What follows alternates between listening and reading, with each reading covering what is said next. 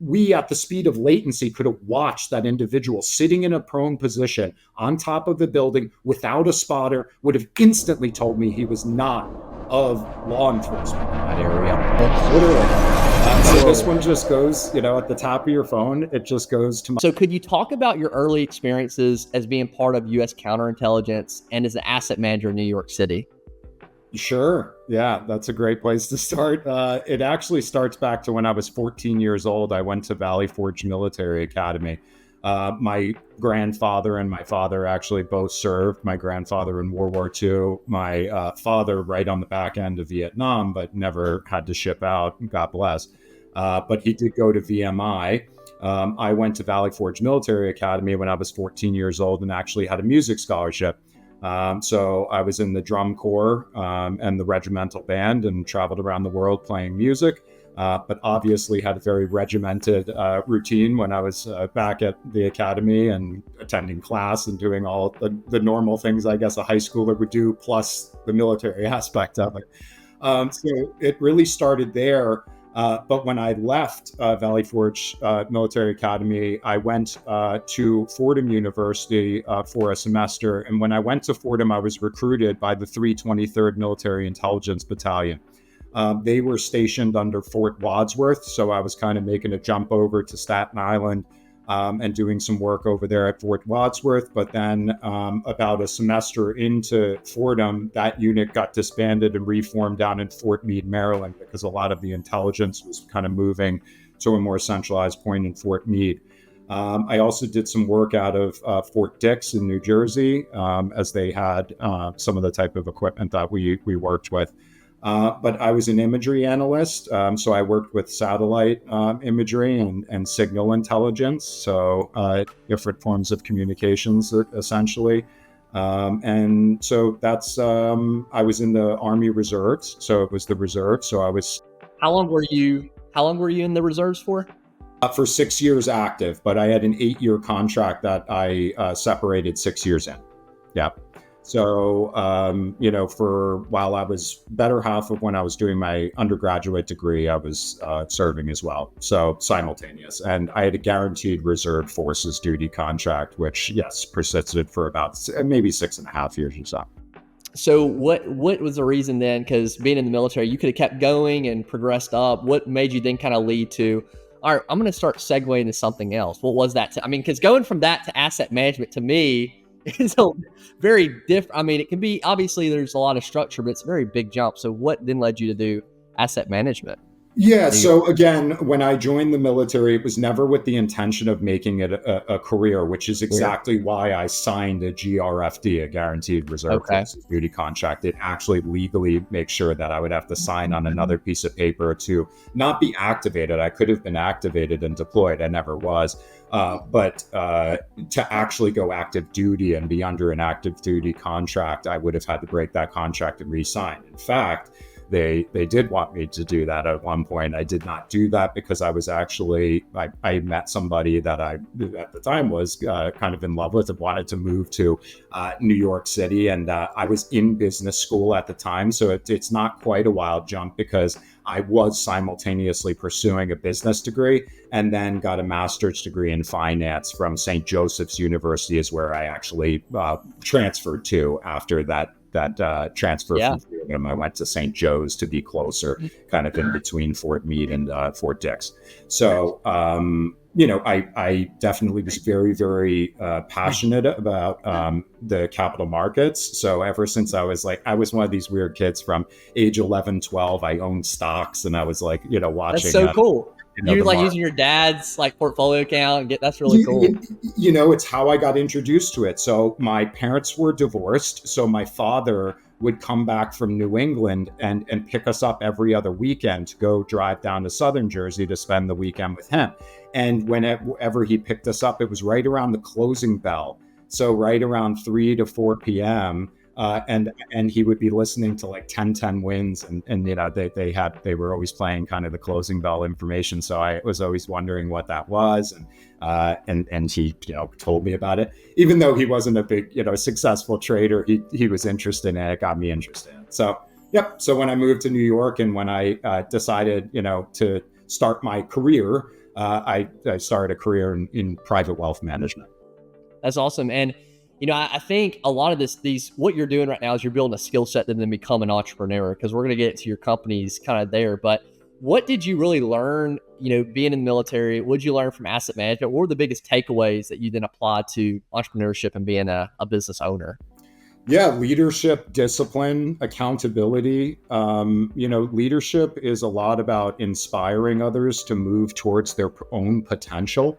A lot of that is very psychological, especially in this day and age where you can get distracted by so many different things. The phone's ringing, I got emails to do, I got this to do, it's hot out, whatever it is. There's so many different things to get distracted on.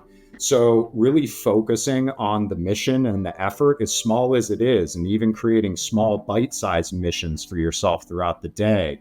That's one thing that I think is, very valuable that I learned, is tackling those small missions throughout the day to complete the larger picture over time. And you have to be willing to do those short-term exercises to get to the long-term weight loss, right? And so it's the same way, with everything, whether it's or whether it's sitting down and just doing emails, or getting to your work, or taking the phone call that you don't want to take, but just doing it and getting it out of the way. So a lot of self-discipline, and then being able to elegantly inspire others to feel the same within themselves. And that's a real hard thing to them. It's hard to get people to, because people like, what's in it for me, right? Like, why should I? And especially with a startup, right? Because with a startup, right, I'm real committed and I'm real passionate, and I see it so clearly in my head, but I have to impart that upon others, and I have to help them visualize it the way I see it. I have to help them not even just visualize it, but feel the same way I feel about it. And that's a tough thing, but that's it's a great point. I mean, being able to inspire people in startup, because you have limited capital. I mean, you can't promise you're going to pay them the most, so inspiring them is the best way to do it. So how did you discover your passion? You're reading the background, we learned that you're an artist, and so that's really exciting. I think it's really cool. So how did you kind of discover that passion early for being a Cryptartist? And have you always had that just creative part in you, since you said you went into music early? Yeah, music and art and culture in general, and was something that was very much emphasized when I was younger. And so my mother, like I said, I primarily lived with my mother, and she was just very into taking us. We lived right outside New York, so she would take us into the museums, take us to plays, take us to local playhouses. We traveled a lot. In fact, we didn't have a lot of money. We were pretty poor for the town we actually lived in. She actually moved us there for the school systems, and quite honestly, and really my grandfather helped her really purchase that house to be there. But we were quite poor growing up, and that was okay. But sometimes I didn't get that, because we wouldn't really have Christmas presents under the tree, but we would go somewhere for 2 weeks every year. So she would take us somewhere around the world, and that cost a lot of money, going on that trip. And it was so funny looking back now, when I was sometimes when I was younger, you'd be in Italy or something, I don't like this. And I look back and think just smack myself. But point being is, we were very exposed to that from a young age. So that was the same thing with music, plays, art, whatever it was. My grandfather was a pianist and introduced me to just the drums and just a lot of different musical instruments and things. But I took to the drums. So he bought me a tape on Gene Krupa, a famous jazz drummer, Gene Krupa, who's up the same era of Buddy Rich. But I loved how he played. It got me super in love with the drums. And so then I started playing drums. And during the pandemic was really when, because all the music venues shut down, I was playing in a few different bands at the time. And all that shut down. And so I always have this need to create. I'm addicted to creation. I can't help myself. And it's something that keeps me balanced and healthy, right? So I was kind of finding this imbalance. And so then I said, well, I've got to express this. So I kind of turned my hand back to painting, working with wire, working with wood, mixed media, anything, honestly, anything. And so that's where a lot of those pieces that you were citing, as far as, a number of pieces I've done since the pandemic, more physical in nature. And it happened to be that blockchain was really taking form and shaping there. So I started to incorporate embedding microelectronics into that physical art and linking it to decentralized. Yeah, I think that's really exciting. With being an entrepreneur, it's especially at marketing, all these things, it's a creative outlet. I mean, I think creative people can do really well because they can understand people and how people feel, and they can then convey those emotions in the business. I think that's a cool with your background. I think there's a lot of cool experiences. Well, I would like to get straight into this company, learn about how you started, why you started, and we'll have tons of questions for you. So what are the current issues that you saw within the digital spaces that prompted you to start parallel brands? And I know you have a lot of sub brands underneath. We'll get into those. Just the overall, what problem did you see that then you started this company? Yeah, I think we need to more meaningfully bridge our physical and digital worlds to get a handle on some of our largest challenges that we face as a humanity. So a lot of the What are those? Yeah, expand. Yeah, What are those challenges? yeah. A lot of the largest challenges we face are kind of what I would deem falling into what I would call decision system sciences. And that's traffic and transportation, urban management, public health and safety, agriculture, right? A lot of that involves logistics of physical items, and now logistics of digital assets, right? And information. We essentially uploaded the world to the modern internet 35 plus years ago, and we kind of let chaos ensue ever since, right? The only people who have really had any control or understanding of intellectual property or digital assets are some of the largest centralized companies in the world who have teams of lawyers who filed with the appropriate intellectual property organizations to extend that intellectual property into new electronic categories that they made, honestly, on the internet, right? And they're doing the same for metaverse, right now, and digital and virtual worlds and all that stuff, right? Right. So, they have the money, so they're making the laws almost for. Correct. And that's even just, we're just even dealing with like the ability to even file intellectual property there. But then there's shaping the laws and regulations and everything that even, encompasses the entire periphery of that industry, right, as it moves forward. And so, yes, there's a lot of other like barriers to entry and other things we could talk about. But just simply, we as individuals, for the most part, don't understand that when we click opt into the terms and conditions, that we were essentially just kind of giving away our information and assets.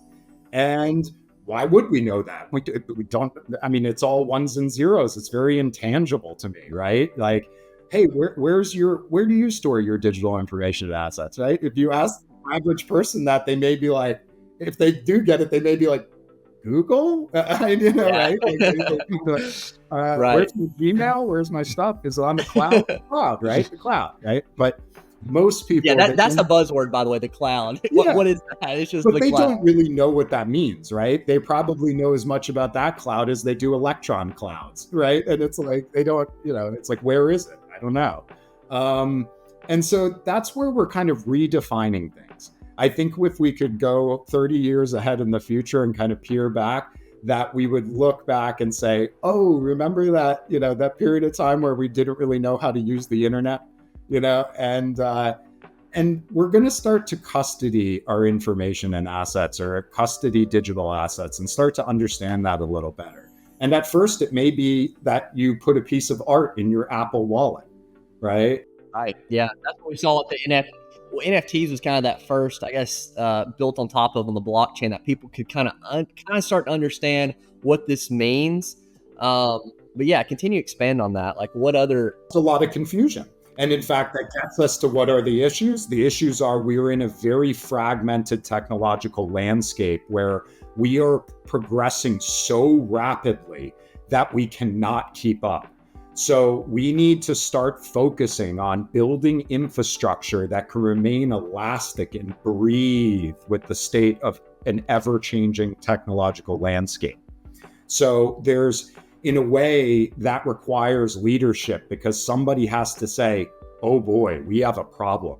We have to acknowledge we have a problem before we can even move forward. It's like an alcoholic. An alcoholic has to say, geez, I'm an alcoholic, I need help, right? Before they can even address that issue.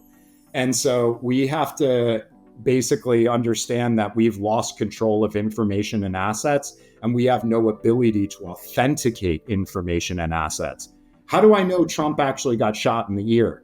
I've seen a couple videos, but True. I Yeah, that's don't a know great if, how do I know those videos are real? Now I'm not, I believe, I'm just, but like, No, you're how do we hypothetical. know? Yeah. Well, we don't. Yeah. Yeah. We don't Yeah. know. I don't see a watermark on that asset. I don't see anything that originated that piece of information. I don't see any procedure by which we have any, you know, we don't have a check on that. And that's a problem. That's caused division in our country. I don't care about politics. It caused divisiveness. It causes chaos. And so we need to ground all of that. We need to, start calling a couple of these things and saying, well, wait a minute, no shirt, no shoes, no service. And if you think about that, Don't have some kind of, there's need to be a verification platform or Mhm, somebody mhm. curating. And it doesn't mean that, and that gets into a lot of hairy stuff, right? Like, well, where's my free speech? Or you can't tell me that's your truth. You can't, now we're going by Brian's truth. And no. The truth sits aside from all of us, right? It sits aside from me, from you. It's just is. And we have certain ways of arriving at truths or universal truths, right? So, for instance, in scientific communities, we have a very, time-tested theoretical process, right? Or I'm sorry, rigorous scientific process under which we test different hypotheses and theories and things and put them eventually to test to the point where we go, all right, E equals MC squared, right? And if E doesn't equal MC squared in one instance, Albert Einstein and the entire scientific community would be the first people to pin a prize on that person's chest and say, wow, you're right, right? And that's the distortion, is that it's not about opinion. It's about backing that up with critical thinking and reason and evidence and objective reality. And so to tie this back to parallel worlds, this is where my first thought was, what do we ground this new social media in? What do we ground this new social impact media environment in, right? So as we start to create more tangible, right, experience of all these ones and zeros, right? If we start to smell it and hear it and touch it and feel it, it becomes different. That our brains grok that information differently. And so I know as an artist, once we illuminate that beauty and can see some of this and what we've done, we're going to need a tool set to help us change our behavior and better navigate. And what better to get a handle on where we can go in the future and start to measure better to impact those decision system sciences down to the smallest things in my daily life, my health, my this, getting to the sub, whatever. Is let's ground it in reality itself. Let's make a digital twin of Earth, right? That building is there, whether I care about it or whether you care about it, the building's there, okay?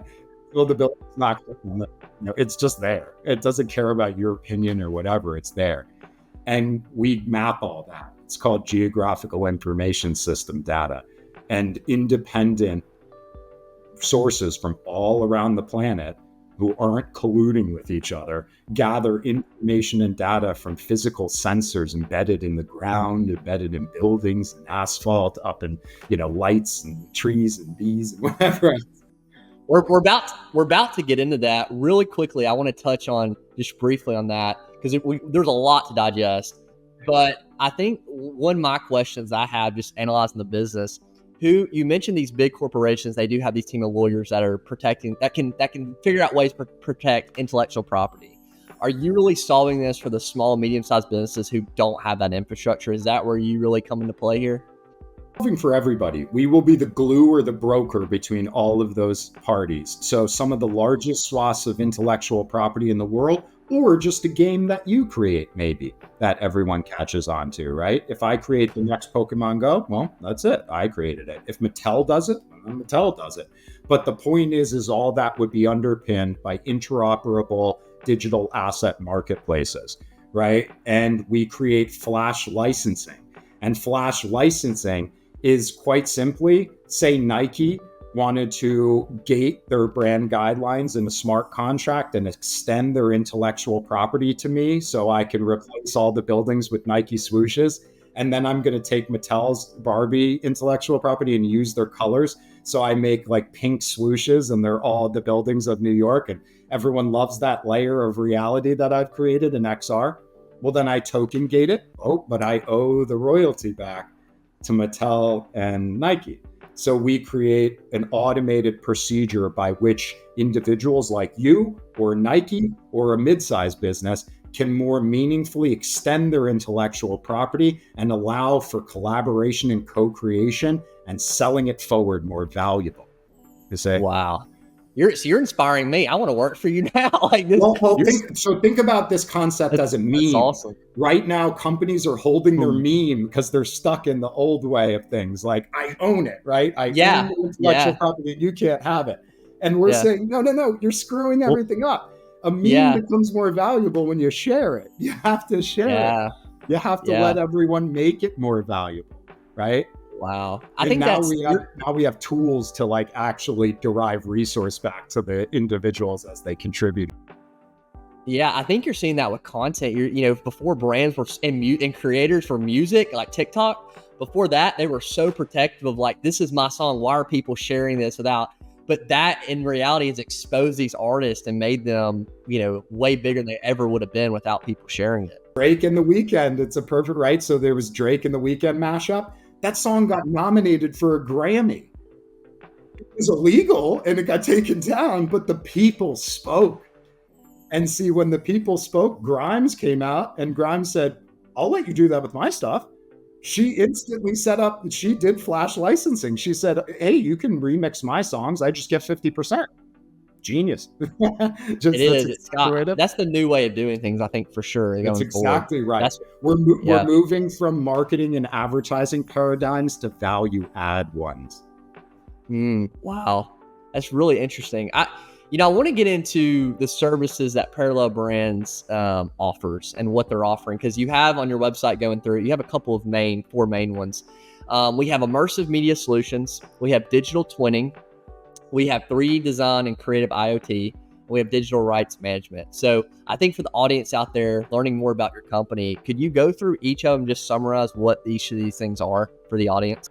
Absolutely. And they all typically work in concert with each other to deliver, a particular solution, right? Either creative or functional, right? Some of this is just having fun and some of this is, very functional and solving real world problems. And the whole idea of what I've been describing as the entire platform product, it means you can have fun and solve those problems all at the same time, which is that's the real, thick of it. But immersive media is kind of a catch-all phrase for extended reality technologies.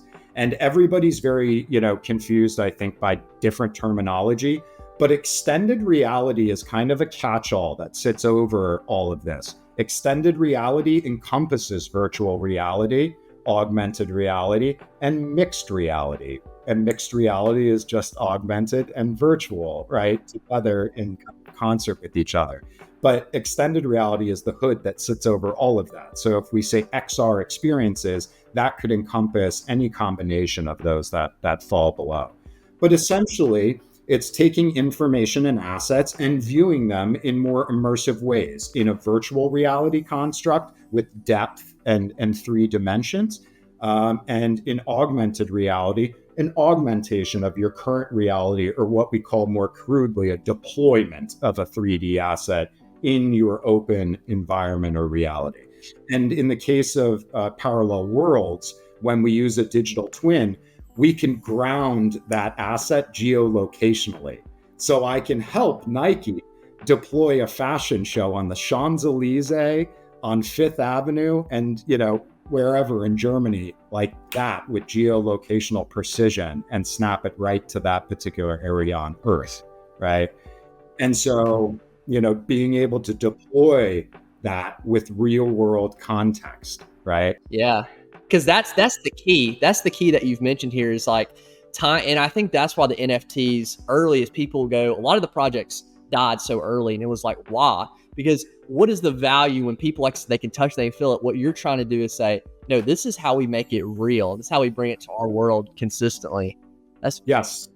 And digital twinning is kind of the next part of that. So digital twins, like, why would we need to digitally twin the earth? Oh, because if you're going to deploy immersive media all around the place, it needs to know there's a wall there and there's a car there and there's a tree there, or else it loses its luster, because all of a sudden you deploy the asset and it's halfway in a car and it's all screwed up, right? It doesn't have occlusion. We call this occlusion. So I need to give it collision, right? I need to have that 3D asset know that there's things in reality around it, and give it that context of reality to give it the richness that it can, hit on with the brain, right? So that's kind of why digital twinning, in essentially when we talk about digitally twinning the world. But when we talk about different assets within the world, like we could take a city, right? And we could simulate a hurricane hitting lower Manhattan 1 billion times over. And we could see, right, how different populaces move around a storm system, right? And we can simulate and emulate and better understand. Or we can say, hey, should we build another bridge from Brooklyn to this part of lower Manhattan? We can simulate that before we spend $10 billion, before we even get, legislators all up in arms about it. Let's right.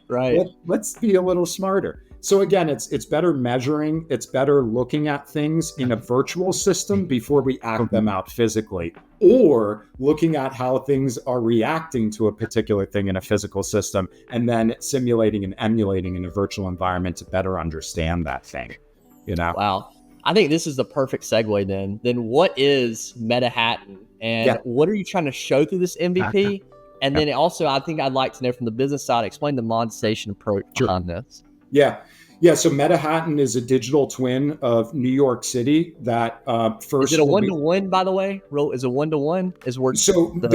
There's layers. In other words, there is ground zero, essentially, or layer zero, which is just the city itself. In photorealism in a virtual reality environment or in augmented reality, it has that collision and occlusion and understanding of how things can be deployed in its open environment.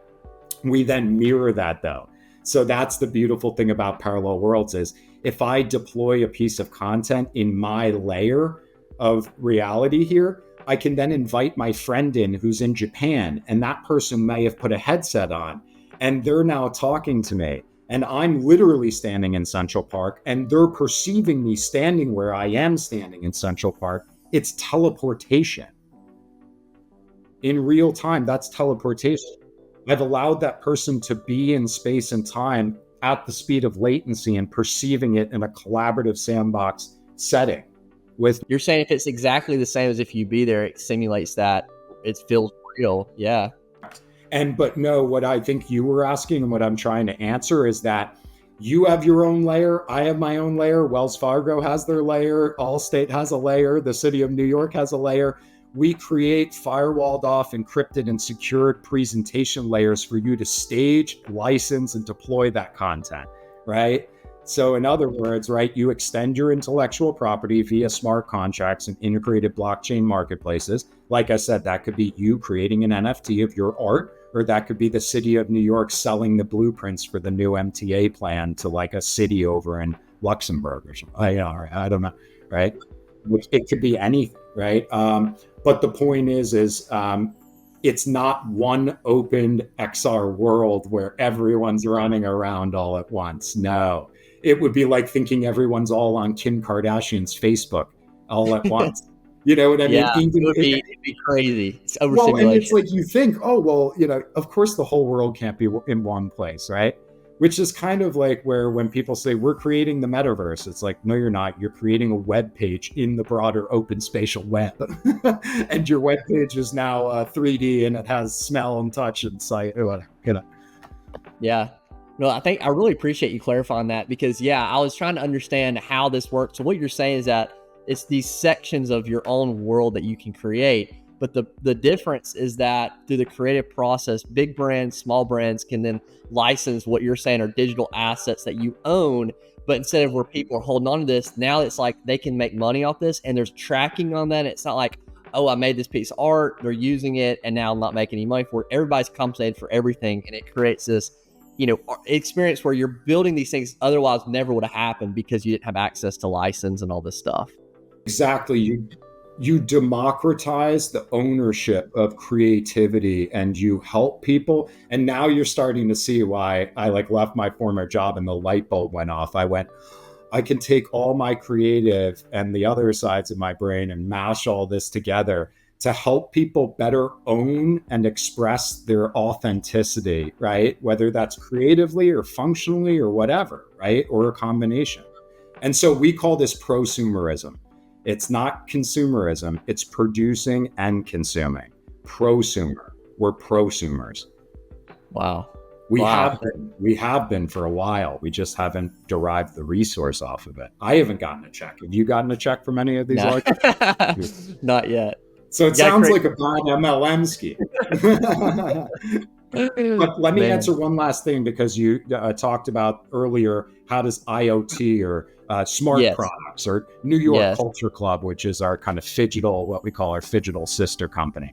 And that very simply, I'll define that very quickly. It's putting microchips in things and linking those microchips back to forms of software that can help you better understand those physical objects and where they are in space and time, what they're doing, who owns them, whatever. It's whatever you want, right? And so I have microchips on my fingernails, right? Oh, wow. So this microchip, that's a thumbnail. That's a thumbnail, right? Yeah, my business card.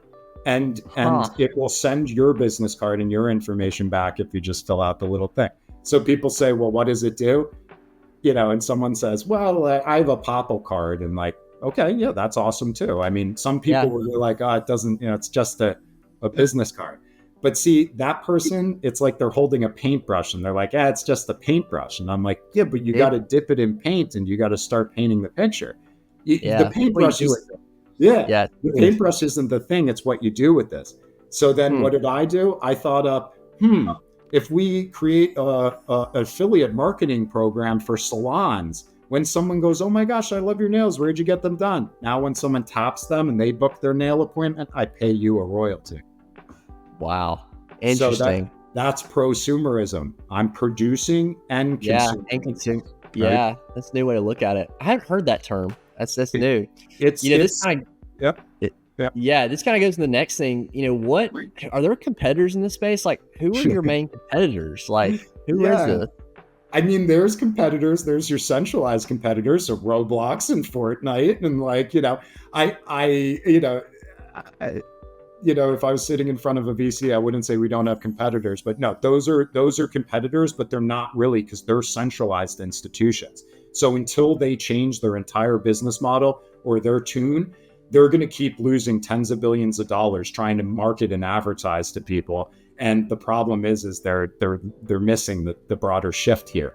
And so those companies are trying to be everything to everyone, and they're going bankrupt doing that. And all they have to do is create a safe space where people feel that they can be authentic. So it's so funny how they're like, they've just got it wrong. And Walmart was a perfect example of, they created Walmart, metaverse, or and they wondered why no one was there, because it's not about, look what we did for you. It's what will you do for us? Again, it's not you consume, it's no, prosume, right? Yeah. Come closer. Space. Yeah. We're not going to play music at you. Here's an instrument. Get up on stage. Come play with us. Right? Yeah. And that's the problem. And so there's competitors like that. But again, I don't worry too much about them, because we are such a different animal. They're selling burgers, milkshakes, and fries at the local diner. I have a Happy Meal that I'm about to delight people with. It's a burger and it's fries and it's, but it's different. It's presented differently. And that captivates people. There's a reason why the iPhone dethroned the BlackBerry. It wasn't because it was any better. Arguably, the BlackBerry was a more functional instrument for any business person at the time. But this dethroned it because it was elegant. It was beautiful. There was something about it that grabbed people. We'll talk about too, it's funny you mentioned that, the way of thinking about things a different way. one of the reasons why BlackBerry failed was because the iPhone had a partnership with AT&T to start doing data, charging for data. And when BlackBerry was still on the pay per text, which is just interesting. It's Apple saw a different way to look at, to think about it. Jobs was fantastic at that, and it really changed the game. It's creative problem solving. It's what I understand so well, like, right? And some people see this as like an arrogance. It's not an arrogance at all. There's no ego in this at all. It just is a supreme confidence in knowing what is tasteful. Yeah. In fact, the person who delivered it just like that is Rick Rubin, right? They say, Rick Rubin, right? The famous interview, you don't know anything about music. Oh, no, I don't know anything about music, right? Arguable. But he says, no, I don't know anything. And then he says, well, what are you being paid for? And he says, he closes his eyes and he says, my confidence in my taste, right? And my ability to communicate that with artists, right? And that end part was very important, right? But it's that taste, it's that elegance, it's knowing how to present the burger and fries in a different way to delight people and to captivate and shift the consciousness, because that's what we need right now, is a shift in consciousness. But there are a few companies, also Web3 based kind of emerging companies, who are trying to do this as well. Superworld tried to do this, but they sold the entire world as an NFT. That was a big mistake, and that was a big like moment in time, and they went with that, and they ended up building themselves into a corner that they will never get out of. And you know, I like Arish and I like what he's doing, but it's going to be very hard to change that tone now. The closest competitor I would say to us right now, who I'm impressed by some of the things that they're doing, and they have critical mass of money, Infinite Reality. Infinite Reality is a company who would be our closest competitor right now. Yeah. Okay. Well, I appreciate that. Now, in terms of the global market potential for this product, huge, right? But I want to know, for you as a company, we know as a startup, you have to be very intentional on who you're targeting first, right? That's a very important process. So what markets are you targeting first with this product, and why do you think that'll lead you to success in the future? Yeah, it's a great question. It's definitely one that investors want to hear about all the time, right? So it sounds like you're trying to cook the world, literally, with this digital twin of Earth. Well, first of all, it's a little bit of a misunderstanding. There's many digital twins already created of Earth. We're just kind of taking one and using it for our purposes. So it's like, that would be a misunderstanding. And I think many people need to understand that, like, it's complicated, but a lot of this already exists and just needs to be stacked properly. So I'm sorry, restate the one part of the question again. Yeah. What is the global market potential for the product, and what markets are you targeting? Yeah, so as far as hospitality, tourism, and leisure is really a big one. I would say mainly in the leisure and entertainment space in Manhattan, and especially with our digital twin of Manhattan being kind of the MVP of all of this. We're very much focused on different points of culture in Manhattan. That could be fashion with New York Culture Club and the ability to put microchips in different types of consumer-based products, primarily in fashion merchandise and accessories. Those are also on your person, which gives us human intelligence, right? So there's a reason for some of that. So that's definitely a vertical within the smart product space. But we do put microchips in different types of food and beverage products and things that kind of span the broader CPG categories, right? Consumer packaged goods. But as far as immersive media, it is essentially in more of the entertainment, sports, and leisure spaces right now. So imagine like a Pokemon Go like experience around New York with some of your favorite time-tested intellectual property, right? So kind of what I was describing before, like if Barbie is what's hot, let people hijack that and create, 3D experiences and reality with it, right? Wow. Yeah. Will you be able to join like other people's world openly? Like, will that be a part of it? Kind of like a absolutely. public marketplace? Yeah, absolutely. So for instance, you may even be in my particular layer of reality by a link that I post on Facebook. I may post a link on Facebook just saying, come to my experience here.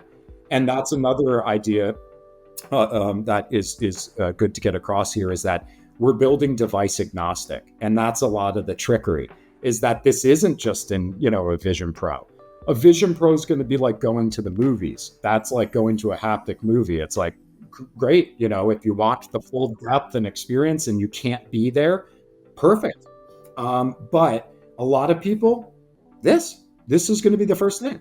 Like you're going to experience augmented reality experiences through this. You're going to go to the ball game, and halfway through the ball game, they're not going to have the A and B up here in New York. They have the A and B train racing on a big screen, big Okay. LED. Yeah, sure. No, we're just going to deploy Babe Ruth and augmented reality hitting the home run, and you're going to get to watch historical moments during those, little intermissions, right?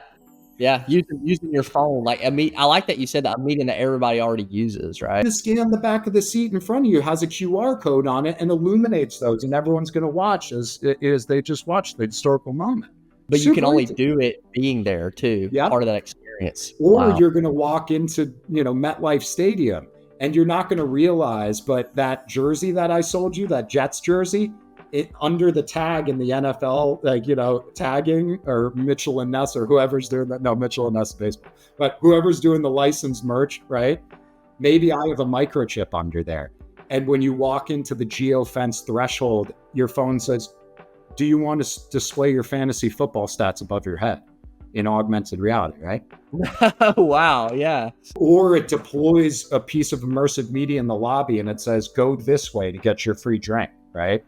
And it just shows me like which way to go, right? Or in a public health and safety disaster, right? It immediately shows me where to go, right? And it knows where everyone is in that, stadium, because 85% of those individuals have licensed merchandise on. And if I've chipped that, I can help better get people water, hydration. I can help mobilize them in the case of like a active shooting event to talk about what just happened. By the way, without getting political or what just happened, but we have an ability through satellite information, and I would be remiss if I didn't say this with my background. I can't believe that or intelligence or Secret Service. I would have known instantly that he was a lone individual. I would have been able to grok that was wrong, that was out of place. And so like, I mean, there's a million other ways that he should have been identified, but AI, we have systems of AI that scan the entire world looking for things like that. Like, they can identify blue tarps on roofs so we can better understand hurricane remediation. I can train AI to understand a shooter on top of a building too. Yeah. And you're saying, what was the reason? What was that reason? It's just, the reason is piss poor communication.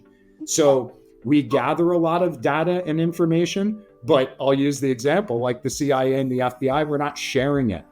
And the reason why we're not sharing it is actually a good reason, because we can't share it in an encrypted and secure manner very well. Not with our current infrastructure. We haven't built it right. We can, but we're just not. Yeah. And that's where I want to create a parallel world where the city of New York, emergency response systems, all of those layers in a moment of a public health and safety crisis go, right? And they all mash together and feed an instant blueprint to everyone on what to do. Not only you and me to run that direction while everybody else is running that direction. Why? Because it knows that we'll trample each other. Right. It processes everything at once and gives you. In time, it's alerting like, Pennsylvania, Dutch County, whatever this, and then fire and rescue, and it's all like that. Right. We don't need to take any more time, That's incredible. That's so that's the future. Yeah, that's the parallel worlds. 20 years from now should be able to perform that type of procedure, right? And that type of sharing of information in a secure way, in an encrypted way, right? Because no, you and I can't just go into the layer of all of like the NYPD's like closed caption, right. Get all that in. Yeah.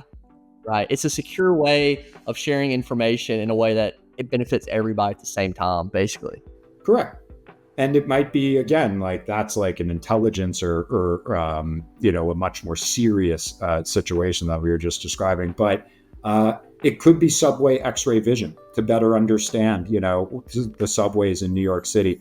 Or if a switch breaks in Manhattan on the 456 line, if I'm the MTA, I don't want you playing Candy Crush. I want you playing my game. And I'm going to reward you with a free ride if you go and follow like the points to another subway station. So I can redirect 250,000 people by playing a game when they don't understand a switch broke on the 4-5. And so, Yeah. And that's the reason, to like get them to direct one way in a fun way that doesn't feel forced. It feels it's an option. this is what we have to do. We need to, like I said earlier, we need to re-architect our behavior in ways that sometimes we're just not going to know, right? And unfortunately, right now, our behavior in a lot of digital environments is leading to bad outcomes, and we know that, and we're not getting a handle on it. Like we're trying, but it's very difficult, and this is what we're arguing. We need parallel worlds. We need infrastructure in place like it. That's what you're saying. See, the thing is, when you visualize that information, when you can touch it, when you can feel it and smell it, it's different. You see, if I want to teach you about the Holocaust, right, we don't necessarily like read a book now. I'll sit down and watch Schindler's List with you, right? Or I can experience how much or how wasteful this was a perfect example. The fashion industry, one of the most wasteful industries on earth, one of the most polluting towards, is the number one polluter of water on earth, right? The fashion. Is it really? Yes. Interesting.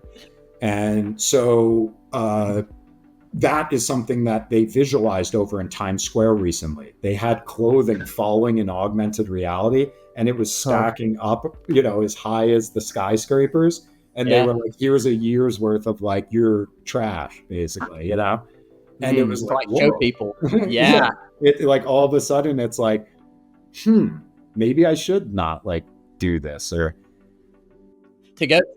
Well, talking to to what television did, I think for civil rights, I think was such a big portion because it showed, going to that, very discussion, but it showed like how bad things were, and Americans could see it, and be like, wait, this is wrong. And that's TV did that for civil rights. That's a great example. We're about to illuminate so much more that's been in ones and zeros. And now we're going to be able to see that. And now you're going to get to hijack it and and speak your truth through it.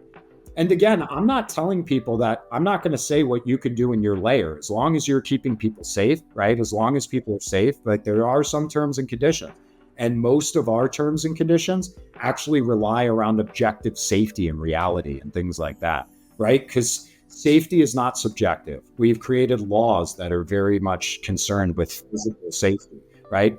We need to create some of those laws for our mental safety in digital realms. And we've compromised our physical safety by allowing our digital spaces to run amok. Like, let's be honest about that, right? Yeah. I mean, the internet's still wild. We're figuring it out. We're still in that process. Yeah. And this is one last thing I guess I would say is a lot of people say this sounds like a lot like, it's too far gone, or like you just said, like, this is, it's all chaotic anyways. Like it's a free for all. It's going to keep being a free for all. Nah, that's like saying, why start the diet today? I'm never going to, I'll start it on Monday. It's like, no, you're not.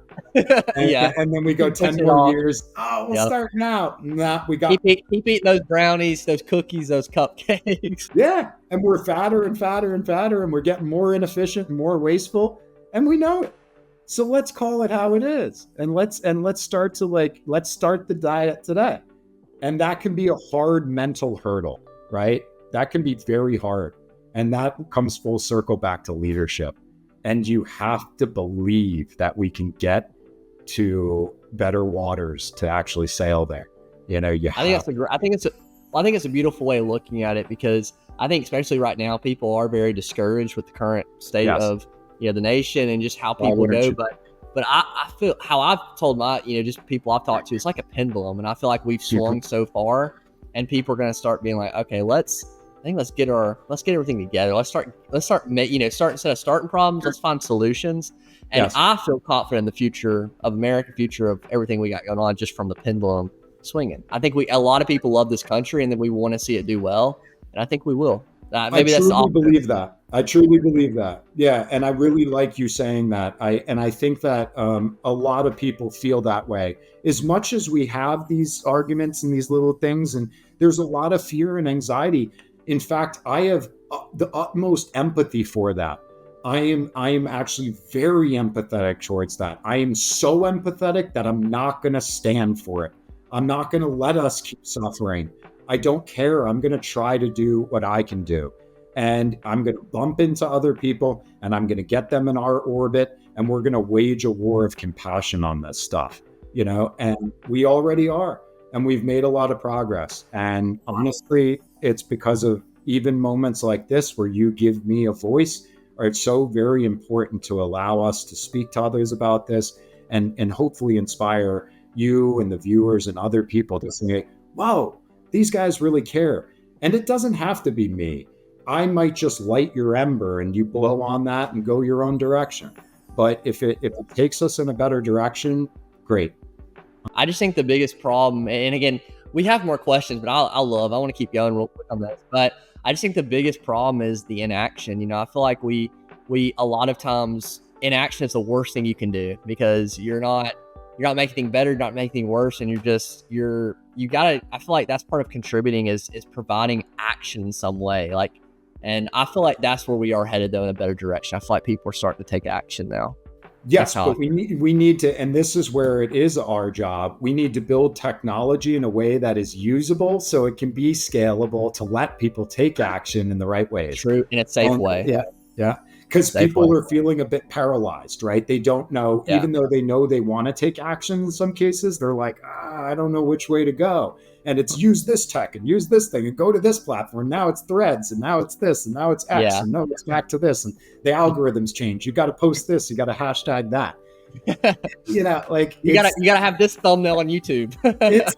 It's tough. And I get it. But again, it's like, finding, everybody has their own journey, and it's finding your space and sitting in your pocket, right? And your pocket is like different from somebody else's pocket, maybe, but it's finding like grace for where you sit in that whole structure.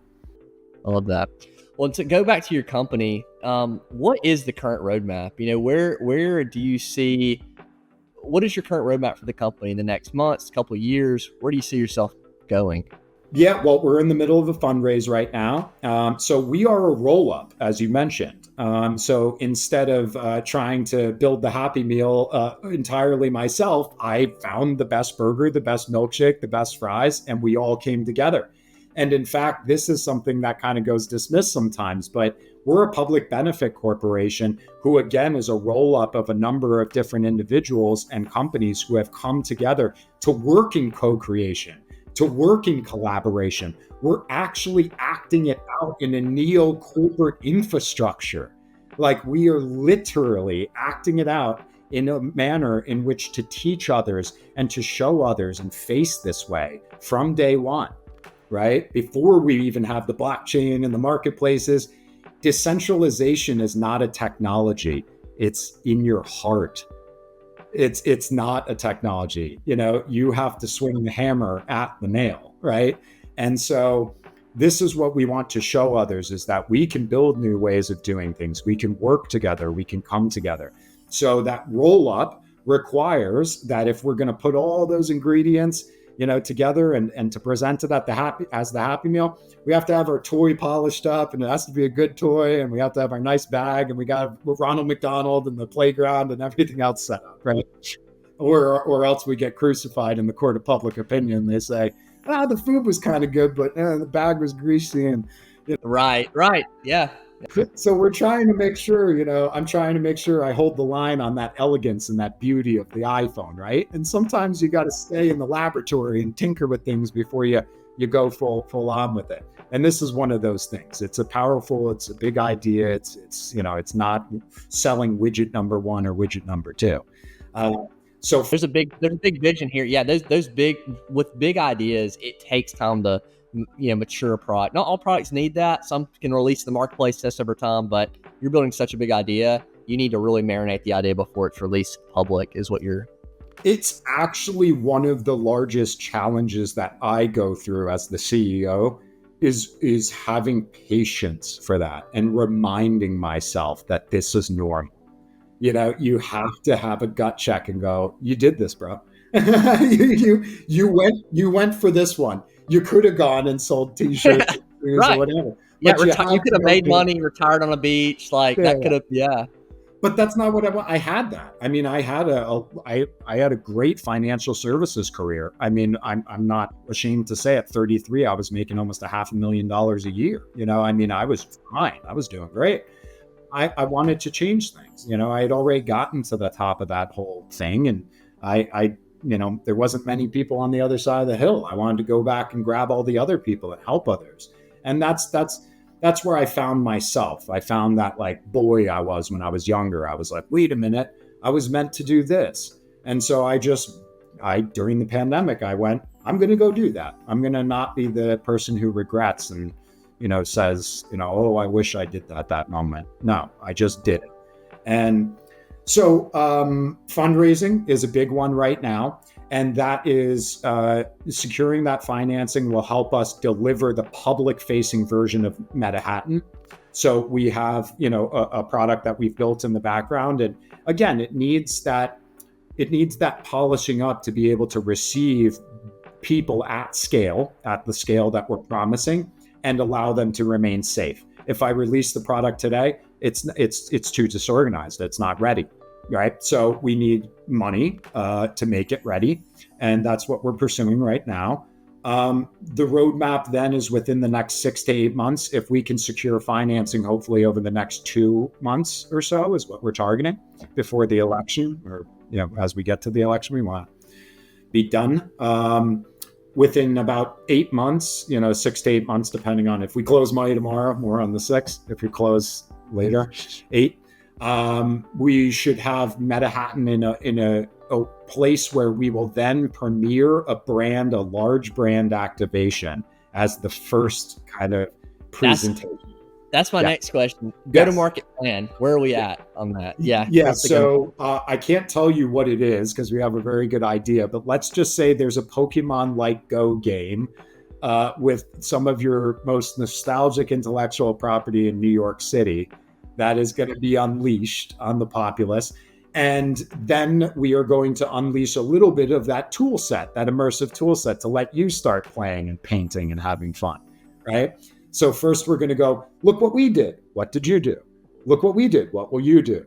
Look what we did. What will you do? Right. And so it kind of does that paint by numbers where we get to say, oh, look at this. This IP, right? We all love this thing, right? And we can have fun with that. And then we can also forge that moment where you can remix that intellectual property a little bit. You can take some of those assets, have a little fun with them, and maybe sell it forward yourself. So you can with that.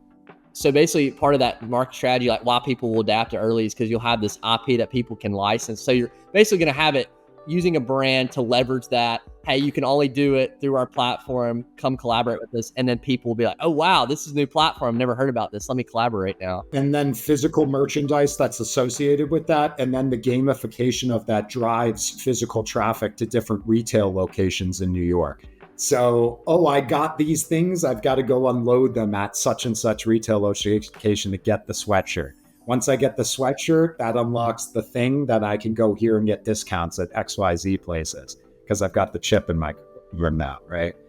Ron, this is so smart because this is a conversation about NFTs. I've had this conversation. It's like the concept was good. Like decentralizing something is a good idea. I didn't know I didn't see the vision on where it was going next, but I'm starting to kind of see. With the physical. You're starting to make me see it. So, but now let me restore your faith, though, that the digital is a whole part of the physical. So let's say this hat. So this hat has our pocket duck. This is a pocket duck. This is what we call pocket ducks. These are our wearable patches. So we have all different ones, right? And you can put them on, different forms of the hat. this has a microchip in it, right?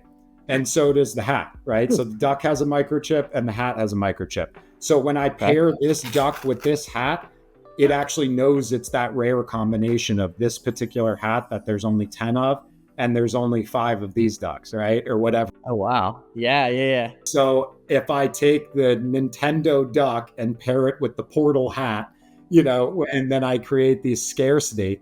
And by the way, the microchips, they authenticate. So they verify that this is only one of 100 on a blockchain. So you don't have to trust me that I only printed 10,000 baseball cards. Right. So you could go verify, right? Yeah. But now bear with me. Let's say I've got the microchip in the hat and I buy it at the Taylor Swift concert, because Taylor Swift is using New York Culture Club, hopefully for all her new lifts, right? So when I go to the Taylor Swift concert, I get my new smart hat, right? My smart hat, and it's got the microchip in the bill now, and I'm showing everyone, and I'm like, oh, cool. So I create my profile, and then I got my hat on at the concert, and Taylor casts her hand across the audience, right? And all of a sudden, my phone push notifies itself, and it says, do you want Taylor Swift to digitally sign your hat, your merch, right? And I'm like, well, yeah, of course I do. Yeah. So all of a sudden, that's the ERC. And that's logged on the blockchain too. It's an NFT, and my hat now owns the NFT, and the hat owns another NFT, and the next concert, and the next concert, and the next concert. And now I can prove that this hat was in the presence of Taylor Swift at all tour dates. And then because it authenticates itself by the tap of a phone, it moves itself really easily on secondary markets. Because when I want to sell it to one of my peers, they can just tap it and authenticate it. There's no real. You don't need the real. You don't need I think back to like Pawn Stars, and someone would say, this is a great example. This was owned by so-and-so. How do you know that? Like, this was so-and-so's guitar. Yeah. How it's, and by the way, we're putting microchips in musical instruments too. And so exactly what you're saying, I can tell you that this guitar is the guitar that was played by Eddie Van Halen. And in fact, this song was played that night at the Palladium, and you can literally, all of that is chronologically time-stamped and recorded and immutably, pulled back, So NFTs are the best way right now to categorize, sort, track, recall chronologically, immutably, and transparently digital assets. And if you pair a digital asset with an unshakable microchip like this, like a 424 DNA chip, physical assets as well. There is no better procedure for authenticating a physical asset, to my knowledge, than putting a microelectronic with secure encryption procedure, right? And linking it back. I think I think that's the best way to do it right now. And that's what you're doing. You could put it in art, right? You could put it in instruments. You could put it in any. Yeah. You blow my mind this plot. Like, I've really learned a lot. Could you, to kind of wrap up, is there anything you want to tell the audience? We're obviously going to plug your company. We're going to have everything in the description, all that. But is there anything you want to say to the audience to kind of conclude this, to, maybe final thoughts or anything you'd like to say? Yeah. And it's on the leadership tone, worry less about the technology and go within yourself, right? And you are relevant. You are, you are creative. You are an artist in some form or fashion. Doesn't mean you're painting things, doesn't mean you're drawing things, but everyone's an artist, and everyone deserves to authentically express themselves. And I want nothing more for us to find healthier ways of communicating. And I say this phrase a bunch of times, and I guess I'll just close with it. But culture is code, and it's a double entendre. Culture is literally code, and culture is the code that we live by. Wow. Yeah. So that's what I would say. And I just I care about everyone so deeply, and I want everyone to be able to express themselves. And I hope that Parallel Worlds can help many people do that one day. I think that's a great message. Well, listen, Brian, I really appreciate your time. Appreciate you coming on. I know you're busy. And I'd love to, maybe in 6-7 months when your schedule permits, I'd love to have you back on and just, where are we? Oh, would love to. Yes, would love to. And the last thing I would say is I'm not alone, right? So thank you to my whole team, right, of individuals across these multiple entities and within my own kind of entities within Parallel Worlds. I have a lot of help and a lot of individuals who back me up every day, and I'm endlessly grateful for that help. So although I get to be the messenger, I have a lot of people behind me. I can't name them all right now, but please, join our Telegram group for Parallel Worlds and the partners that we have over at Site Network. We can find ways to show people where to find that Telegram, but get involved. Just get involved.